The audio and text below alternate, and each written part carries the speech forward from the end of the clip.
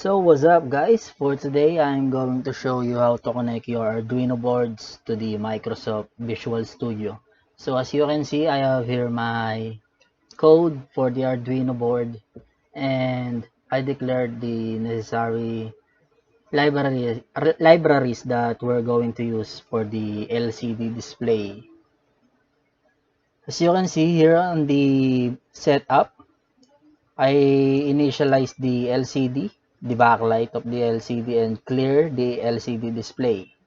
And at the loop statement, if the LCD is available, if serial is available, it will need to read the data coming from the serial monitor. And if the data is A, the LCD will print on. And if the data is B, the LCD will print off. Okay, we will try it and let's see if it will work. Okay, I'm going to upload this.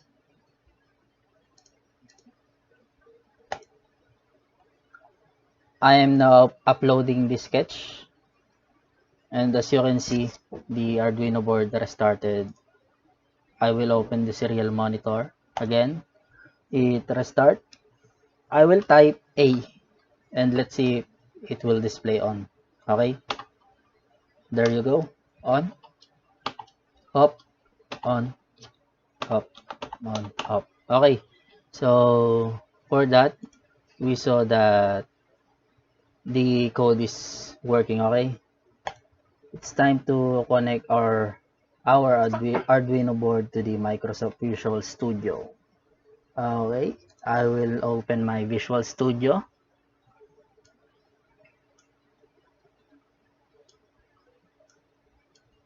Okay, for this case, we're going to create a new project.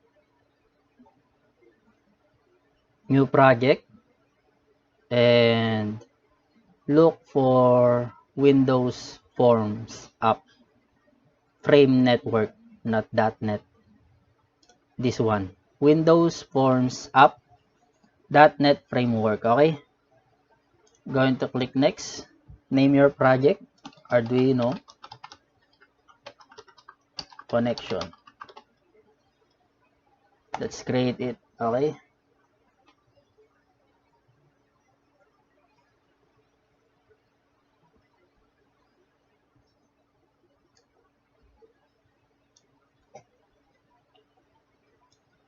so okay, for the first step that we're going to do is click on Forms, double click. Okay, first thing to do is declare our connection to the Arduino I/O ports, input output ports. Okay, there you go. We already declared it. Okay, so we're going back to the design. We're going to put two buttons for on and off. Okay, you can just copy it and paste it. Then we're going to do some designs on this simple design like that.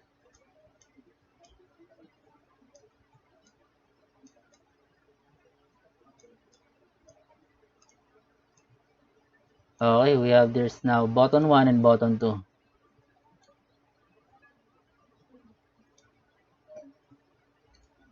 Going to click properties. Okay, just it here.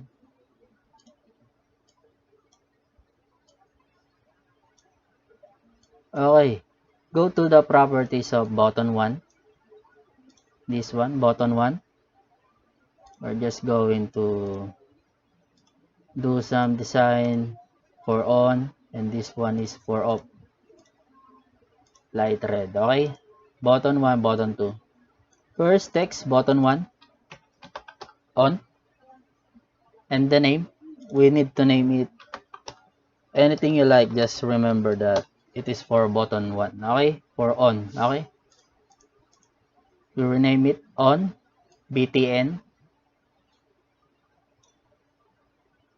And button 2, name it off btn, change the text,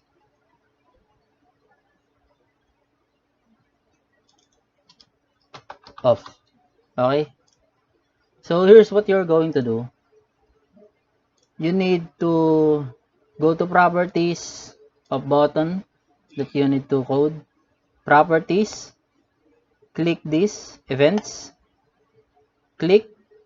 double click this blank space, and on btn click will show up. Okay, we're going back, click the up button, again go to events, double click, it will automatically put a private section of this code. Okay, so what you want to do is we're going to start the code for this case. Okay, for this one we're going to declare public partial class form. Let me check it here. Okay, it is declared. Okay, the next one that we need to do is declare the private section. Okay, private serial port dot space my port,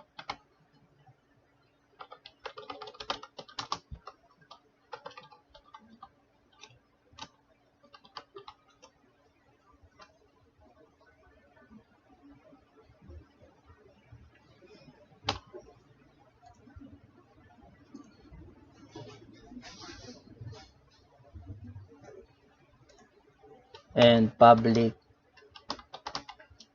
for 1. Let's see here.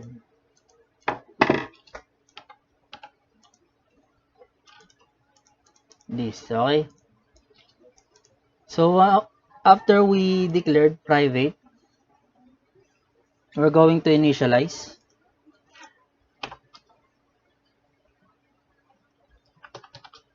Initialize this one. Okay. Initialize this. There will be an error. Space. Create your own private void and declare it. This is a function that we will use. Okay.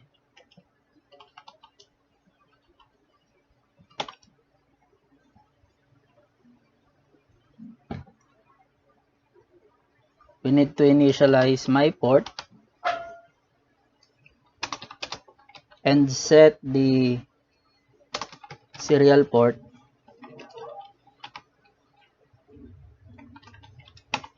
and also again my port equals my port dot, we're going to declare the baud rate for this so that it can communicate with the Arduino. Baud rate 96, default baud rate for our Arduino.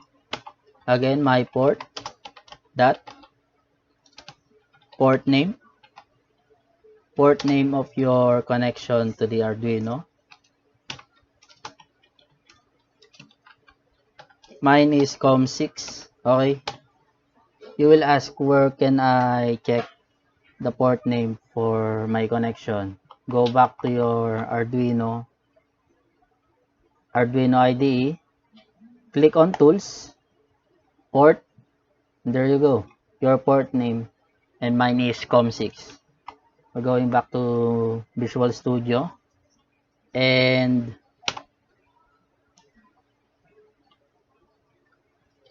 let's open the port.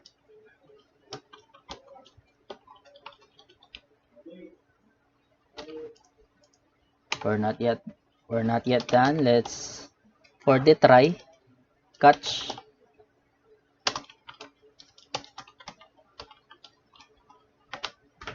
this is for the cases that if you cannot connect to your Arduino, it will show up, okay? So that you won't ask why it is not working and you don't know why. For this case, you will know that you are not connected to your Arduino, okay?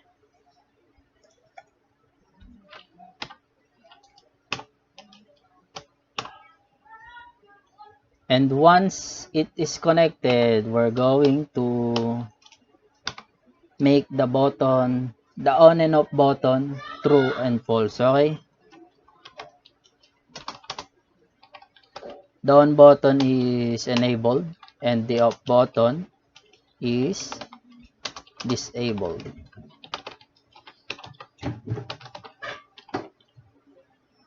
Okay? After you've done this, we're going to on button click. Okay? This is where we will have the code. After we click the on button, what will happen? Okay?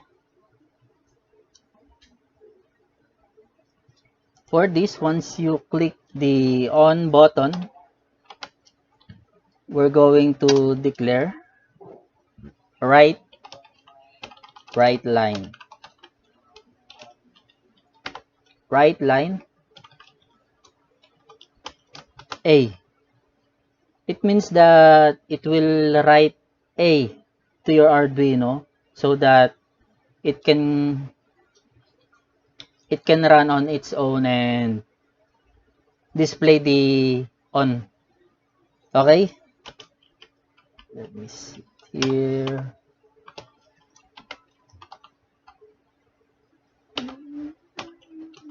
Again, we're going, after the on button is clicked, we're going to disable the on button and we're going to enable the off button, okay? So after this, you can just copy it and paste it on the function of the off button B and enable it the on button and disable the off button, okay? Why A and B? Because once we go back here on Arduino, the data that is collected through Visual Studio is A, and if B, it will display off. If A, it will display on, okay? Let's try it again on our serial monitor and check if the LCD is displaying A.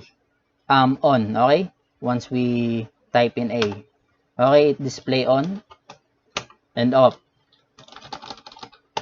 If there is no declared data, it will not display anything, okay? So it is working. And we're going back to Visual Studio for me to show you the connection for this one, okay? We will start.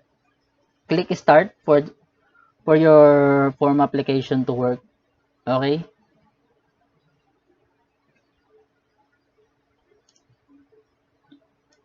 For me, it displayed error, okay? What we can do about it is we can reset our Arduino, okay? After we reset our Arduino, it will automatically connect to the Visual Studio, okay? And as you can see, I will now click the on button. There you go. It displayed on. And the on button is disabled. We will click off. It displayed off, on, and off. Okay? So, for example, you want to display something. Okay? Different. Like that. Different. And for this, unusual. Okay? We will upload it.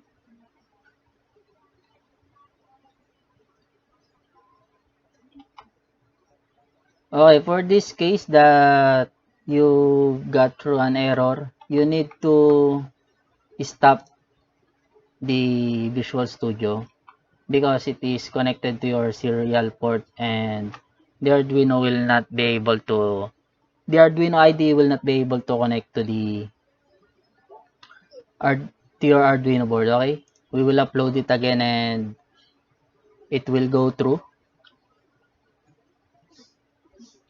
After once it is done uploading, you can now see the difference of this case. Okay,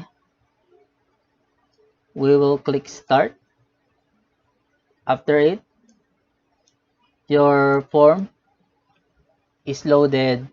We click on different will display on the LCD. If we click off, unusual will be displayed on the LCD. Okay, I will click on different, off, unusual, and there you go. That is how you connect your Visual Studio to your Arduino board, and that is how you control your Arduino board using your Visual Studio. And that's it for today, folks. I hope this will be a great help for your projects and a great learning for you. And for this case, you can now experiment projects using Visual Studio and create an application that will control your Arduino boards. And that's all for today. Bye for now. So if you like the video, please do like, share, and subscribe to my channel, ring the bell, and also